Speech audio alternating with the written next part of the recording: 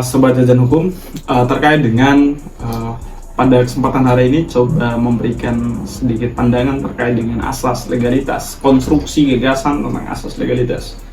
Secara historis, asas legalitas ini oleh beberapa ahli ditemukan bahwa dikembangkan oleh satu tokoh hukum pidana dari Jerman, yakni von Feuerbach. Tapi menurut J. Saitapi sendiri, asas legalitas ini jauh sebelum gagasan dikembangkan oleh von Feuerbach, itu Talmudic Jurisprudence mencoba untuk merumuskan konstruksi asas legalitas yang kurang lebih secara umum dapat digambarkan dalam konotasi dan diksi dari bahasa Latinnya adalah nullum delictum nulla poena sine prove legale poenale, di mana dapat diterjemahkan bahwa satu perbuatan dapat dihukum atau dapat dipersalahkan kepadanya, yang pertama harus ada terlebih dahulu satu aturan atau ketentuan perundang-undangan terlebih dahulu. Nah, konstruksi asas legalitas ini juga punya pengaruh dan legitimasi dalam satu rumusan norma, yakni dari berangkat dengan asas legalitas dirumuskanlah pasal 1 ayat 1 KUHP, di mana satu perbuatan dapat dihukum atau dapat dipidana harus ada ketentuan perundang-undangan terlebih dahulu. Yang kedua adalah satu penerapan hukum itu tidak boleh ditafsirkan menggunakan analogi. Yang ketiga adalah undang-undang tidak bisa berlaku surut atau berlaku kebelakan. Namun satu hal yang menjadi satu catatan penting, bahwa satu implikasi daripada konstruksi asas legalitas yang kurang lebih menggambarkan bahwa satu perbuatan dapat dihukum apabila ada ketentuan perundang-undangan terlebih dahulu.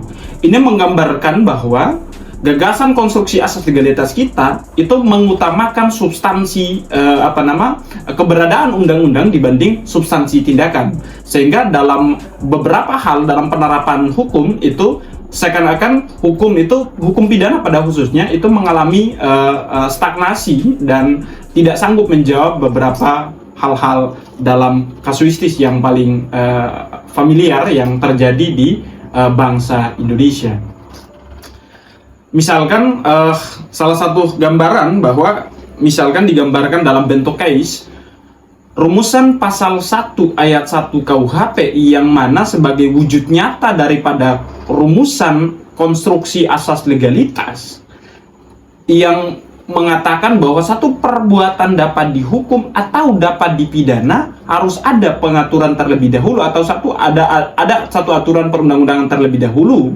Ini kenapa saya katakan dia lebih mengutamakan keberadaan undang-undang daripada substansi tindakan. Jadi seseorang melakukan satu perbuatan, dia dapat diklasifikasikan sebagai satu perbuatan hukum atau perbuatan pidana harus merujuk pada ketentuan peraturan perundang-undangan.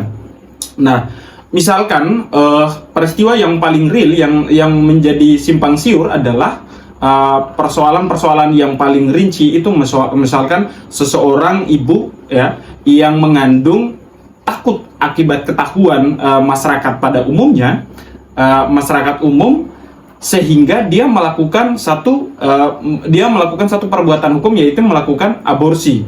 Nah, hukum kita hanya mengatur tentang aborsi, tetapi bagaimana ketika anak janin itu keluar dan perbuatan dia bungkus janin itu di dalam kresek plastik dan dia buang ke tong sampah, ini satu rentetan perbuatan yang tidak dapat diklasifikasikan sebagai satu perbuatan pidana, tetapi dia memiliki unsur tercela. Nah, inilah menurut saya hukum konstruksi asas legalitas kita itu dia lebih mengutamakan keberadaan undang-undang daripada substansi tindakan, karena perbuatan mengisi janin di dalam kresek dan buang ke tong sampah itu tidak ada rumusan undang-undangnya. Kurang lebih seperti itu, teman-teman.